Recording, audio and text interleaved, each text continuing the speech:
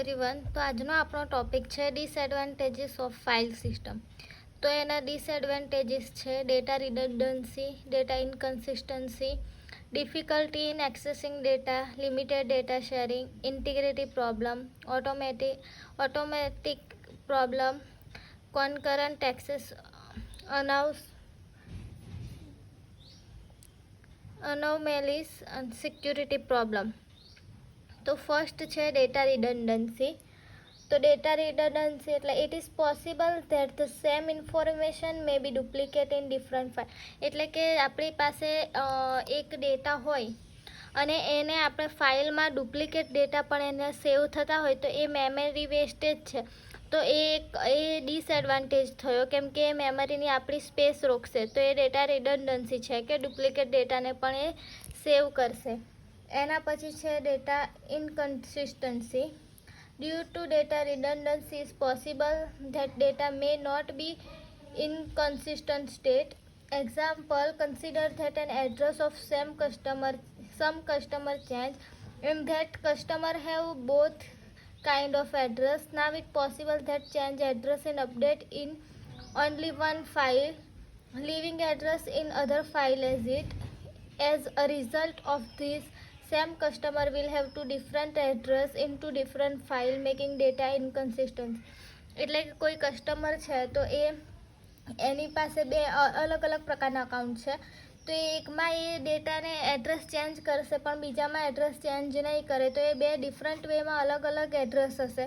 તો એમાં આપણે જે એ એડ્રેસ ચેન્જ થાય એમાં આપણને ડિફિકલ્ટી આવી શકે છે ફાઇલમાં સેવ કરતાં. તો એને ડેટા ઇનકન્સિસ્ટન્સી કહેવાય છે. Difficulty in accessing data. Accessing data is not convenient and efficient in file processing system. એટલે જે એક્સેસિંગ ડેટા છે એ કન્વિનિયન્ટ અને ઇફિશિયન્ટ નથી હોતા ફાઇલ પ્રોસેસિંગ માટે. For example, suppose there is a program to find information about all customer. એટલે આપણી પાસે કોઈ પ્રોગ્રામ છે બધા કસ્ટમરને ફાઇન્ડ કરવા માટે, ઇન્ફોર્મેશન એમની ફાઇન્ડ કરવા માટે.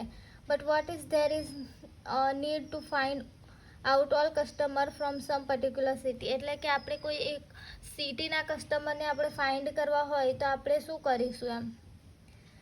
There are two choice. One, find out all customer using available program and then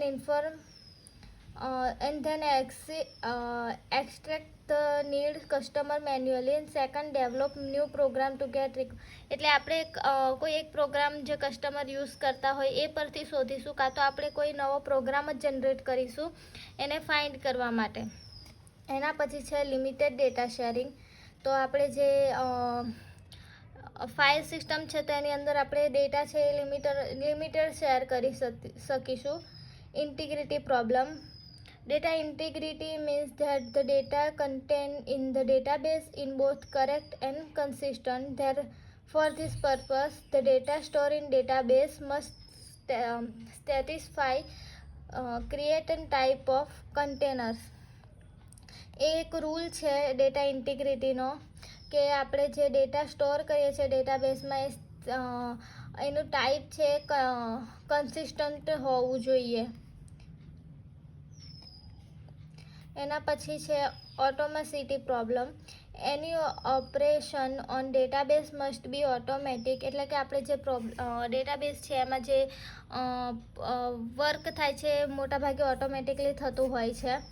તો ઓપરેશન કમ્પ્લીટ કદાચ 100% પણ થઈ જાય અને કદાચ ના પણ થાય તો એને ઓટોમેસિટી પ્રોબ્લેમ કહેવામાં આવે છે. એટલે કે કોઈ આપણે ડેટા છે અમાઉન્ટ એ કોઈને સેન્ડર છે એણે અમાઉન્ટ છે ટ્રાન્સફર કરી અકાઉન્ટમાં, પણ એ સિસ્ટમમાં પ્રોબ્લેમ આવે તો એ ટ્રાન્સફર થયેલું અમુક ટાઈમે શો ના થતું હોય તો એ ઓટોમેસિટી પ્રોબ્લેમમાં આવે છે. પછી છે કોન્કરન્ટ એક્સેસ એનોમેલીસ.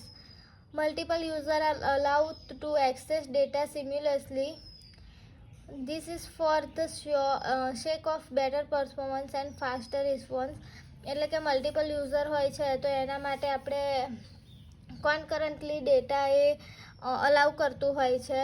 તો એના માટે આપણે બેટર પરફોર્મન્સ માટે આપણે concurrency access anomalies યુઝ કરીએ છીએ. સિક્યુરિટી પ્રોબ્લેમ, તો database should be accessible to use in a limited way.